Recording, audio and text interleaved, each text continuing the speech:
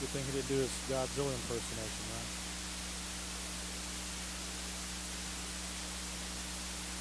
If y'all been around me enough to know, I'm the type of person who likes to plan things out. Um, Drives my wife nuts because we have to have things on calendars, we have to have dates situated. I have to know things ahead of time. Comment was made to me, I think by Renee, the secretary this week, about me trying to plan out passages and sermons for months, the whole month. I'm so glad you do that. And, that's what I do. I plan things. I'm not always the best at doing it, but I do it, right? I hate for unexpected things to arise. I hate just things popping up. But of course, life happens, right? And I think about what are some unexpected things in life that, I'm a history nerd, history buff. What are some unexpected things I could think of in history? Now, one of the things I thought of was, well, it's history / mythology. You ever heard of the Trojan horse? The Trojan horse, These two warring armies. You've got the city of Troy, and you've got these other Greeks, and the Greeks are trying to take Troy over. Suppose over this woman is beautiful, whatever. Then they're always clever, right?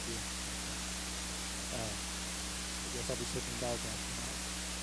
But anyway, so eventually the Greeks, they build this wooden horse, and they leave it as almost like a gift to the Trojans, I guess you'd say. And so the next day, the Trojans bring it in, and the Greeks come out, and they conquer the city. They're in the walls that way. Hence the term Trojan horse. It's used a lot today in different contexts. Even in the computer world, Trojan horse is used. But the people coming out of that horse was unexpected. Wasn't expected at all. And another historical event I thought of was really neat. I've always been kind of just, as a kid, I was in awe of it the first time I heard of it. Y'all ever heard of Hannibal of Africa, or Carthage? Carthage. There was Carthage involved, but of Carthage. Well, there's two major empires. As Rome was coming up to the cusp of the plate of the major empire role, they were warring often with this empire that was out of North Africa, Carthage. And to save you a bunch of history in between, there were two different Punic wars.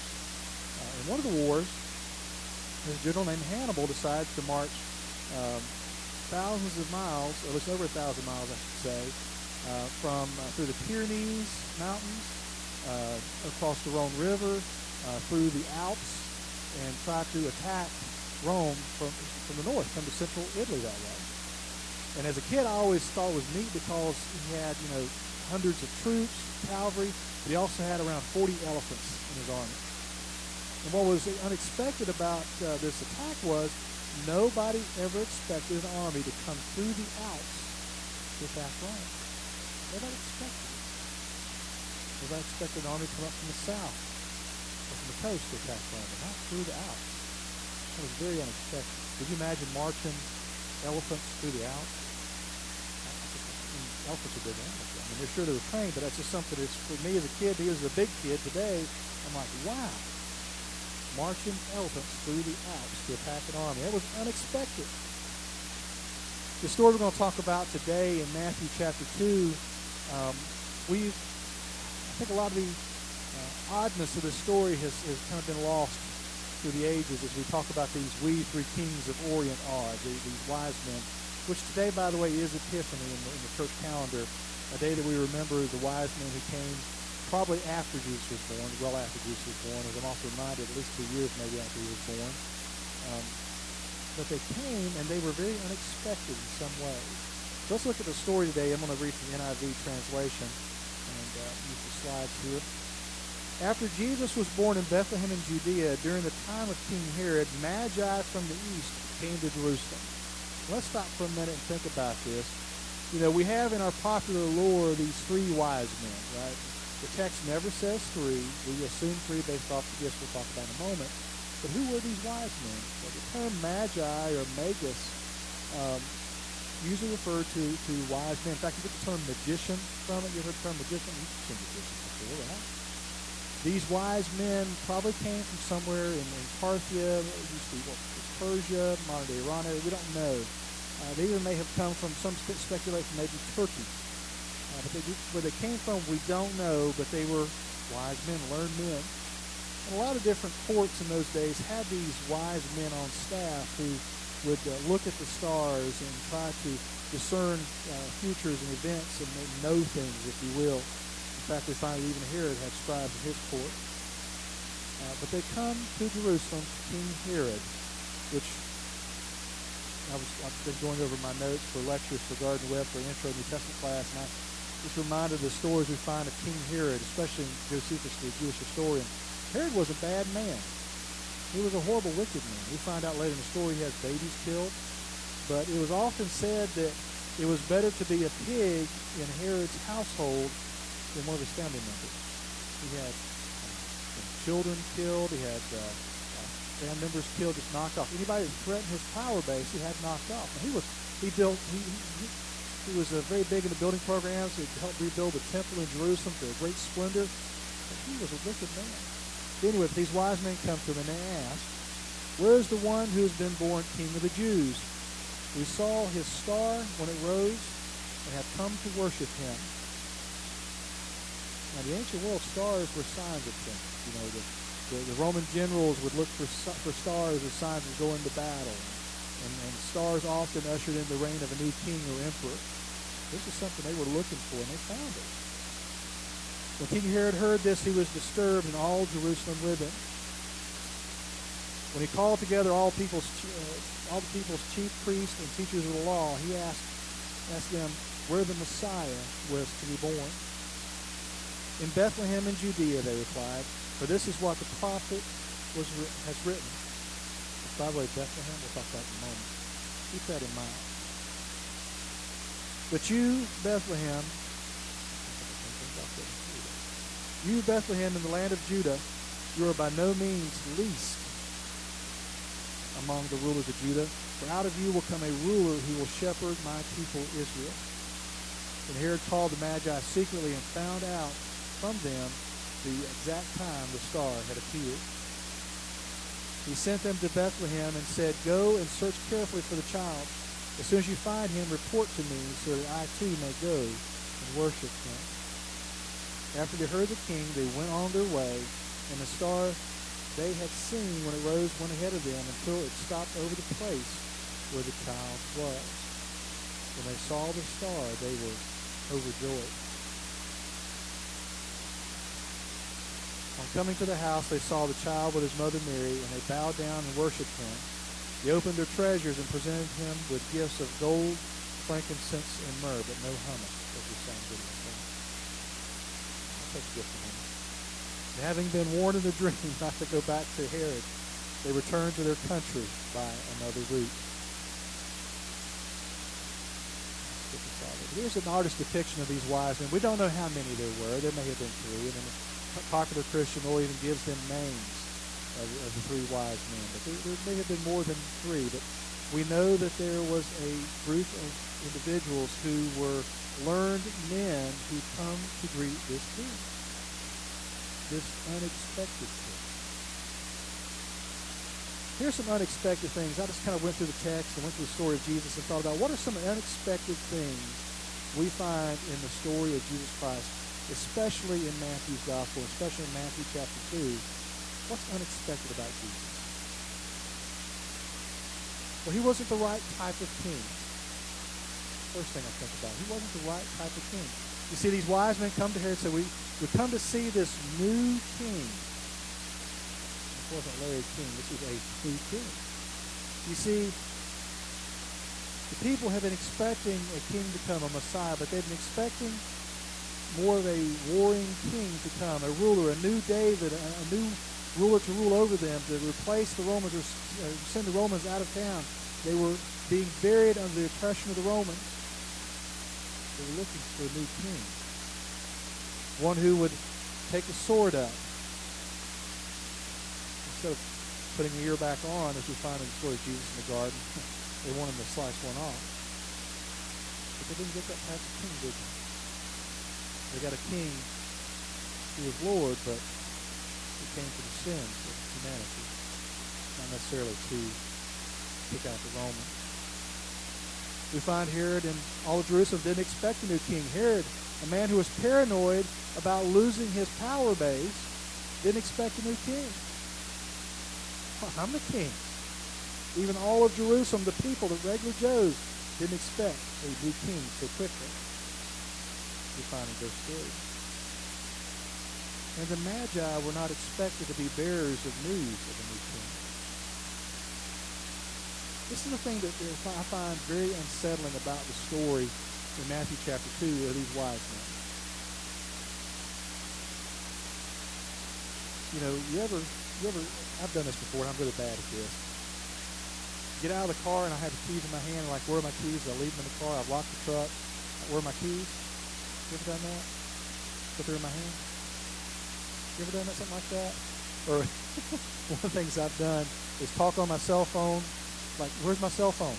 I can't find, where did I leave my cell phone? It's in my hand. You ever done that? I think of those type things when I think about these scribes and Pharisees, or these scribes and leaders, that Herod had in his court. They should have known this. They should have known that this king, this Messiah, was coming, but they definitely should have known he was already there. They should have known all the signs. They should have been anticipating. They should have been waiting for the right guy. But they missed it. They missed it. They missed the nose on their face. They missed the cell phone in their hand, the keys in their hand. They missed it. It took these foreigners, these men who probably were of a different religion, these men from far away, to say, hey, your king's here. What king? See, sometimes we miss things. Sometimes we don't expect things. These people should have been expecting. But it took these men who they didn't expect to tell them about it. These Magi had unexpectedness in their life. They expected to find the king at the palace. You think a king's going to be in a palace, don't you? But where was this king? He was in Bethlehem. Now, one thing to keep in mind, I'm giving y'all too much of a history lesson, I know, but one thing to think of when you think of Jerusalem, even Jerusalem, we think about this being a mighty city, and even in the Christian era, it was often viewed as the center of the map most times because it was so holy and sacred. But for the rest of the Roman Empire, Jerusalem was a redneck backwater. It was just, the only importance was it was on a trade route, and that was about it. It wasn't important. Yeah. But why would a new king be born not in Jerusalem, but for the Jewish people that was very sacred, born in Bethlehem? And the prophecy said so. There's a quote here from Micah 5 in the text of Matthew, "But you, Bethlehem, in the land of Judah, by no means least among the rulers of Judah, for out of you will come a ruler who will shepherd my people Israel." This is a kind of a paraphrase quote of Micah. So it was somewhat expected, but really Bethlehem? In a suburb? Maybe a backwater suburb, if you will, of Jerusalem? The Magi didn't expect to return to their home via a different route over in verse 12. I'm sure they initially expected to travel back the way they came, but they knew things were up. Something was different. Let's think of the greater scheme of the story of Jesus, some other unexpected things. Luke chapter 2, the shepherds were not a normal welcoming party for a new king. Dirty, stinky, nasty, lowest of the social rung shepherds were there to welcome the new king at his birth. Mary, a non-married, betrothed virgin, was not expected to be the mother of a Messiah. Not expected to be a mother at all. She wasn't married. Think about Jesus' inner circle of disciples. The ones that traveled with him, the ones that went all around with him, that taught with him, that cast out demons. You'd expect these men to be, there was a part of scribal class, this learned, educated class in Jerusalem. You expect to be from that. The men who were educated, the men who were well spoken of. Jesus is the king, isn't he? But no, Jesus' inner circle were the simple people, the common folk, the hardworking men, the fishermen, the average Joes of the day. Even a tax collector or two, a sinner or two. Even revolutionaries like the zealots. There was a zealot amongst Jesus' disciples. A revolutionary, like a rebel, if you will. But these disciples weren't what one would expect of a king. You see, the gospel of Jesus Christ, the story of Jesus Christ, is something that's often unexpected. And my conviction is, I know in my life, I don't know about you, but oftentimes we get kind of used to the story or the feel of it, and we forget how unexpected, uncomfortable, unnerving some different things are about this story. You see, Jesus wasn't the king that the people wanted, but he was the king that the people needed. You see, everybody who should have been looking for him, those that should have been in the know, God's people, if you will, they didn't get it. They didn't get it. It took these people who were different, those ones unexpected from far away, the Magi, to get it. And it took the kind of the lower rung of the society, the fishermen, the shepherds, the young woman betrothed to a carpenter. It took these people to be part of something that would change the world. The day the revolution began was when Jesus died on the cross, and they were a part of it. You see, my conviction is that we often have expectations of God that don't match up with what God, or who God is, and what God has told us, and even what God's expectations are of us. We think we've got things figured out, but we may have it all wrong.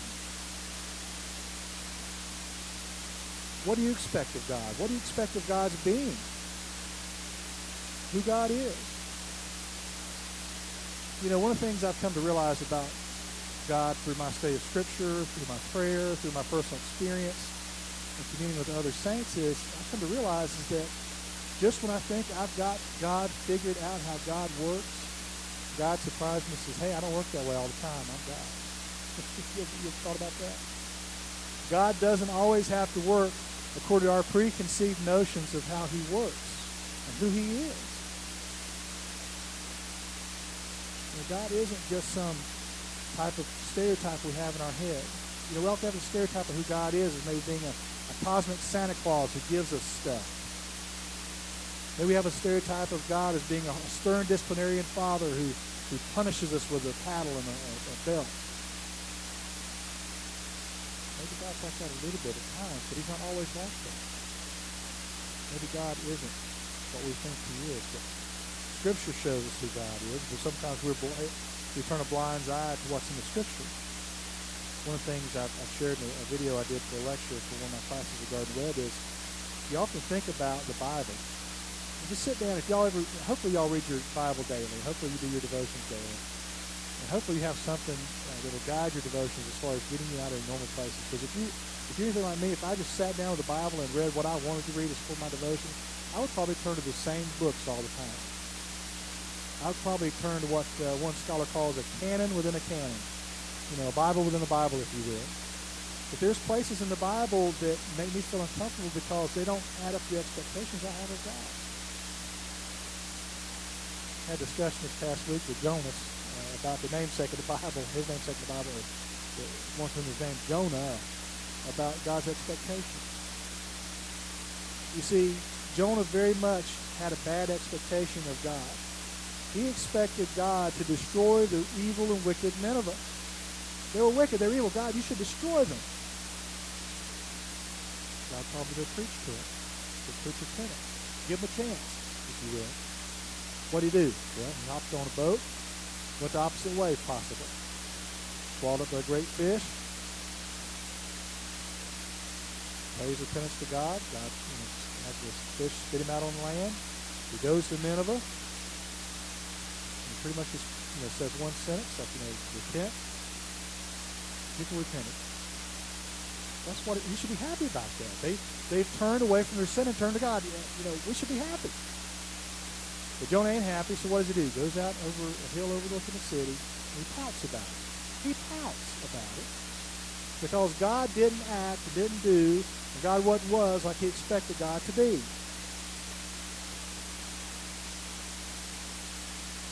pouted.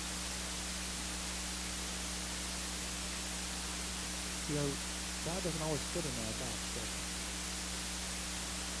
God isn't always comfortable for us, is he? who God is a loving and passionate God, may not line up with how we perceive God should be, and God should be. God working in this world, loving and caring for others, may not be what we expect. Even God's choice of people may not be what we expect. God often none of those things. God chose the Magi, these learned men of a different, possibly religion and outlook from another land. God chose them. You look at the Gospel of Luke. Luke emphasizes how Jesus' ministry reached out to those who outcast society, the widows, the Gentiles, the sinners of the day. You know, one of the things I mentioned in my newsletter article was respect. And I was sitting, in fact, I was sitting over here at the subway, over here near the food line. I usually, that's my routine in the morning. I'm a person of routine, okay? If you ever see me at the subway in the morning, you know I'm on my routine. I'm on my schedule. I'm doing things as expected. So I usually sit there, I'll eat my sandwich, I'll listen to a podcast. I'm big on these podcasts, which is kind of like a recorded discussion. I usually listen to, there's one called Ask Anything, Write Anything, or Bible Scholar, or we've listened to a Bigfoot podcast before. Where I'll listen to music. Well, this day I happen to be listening to music, and I heard R-E-S-P-C-T, tell me what it means to me. I'm thinking, Aretha Franklin, she died this year, didn't she?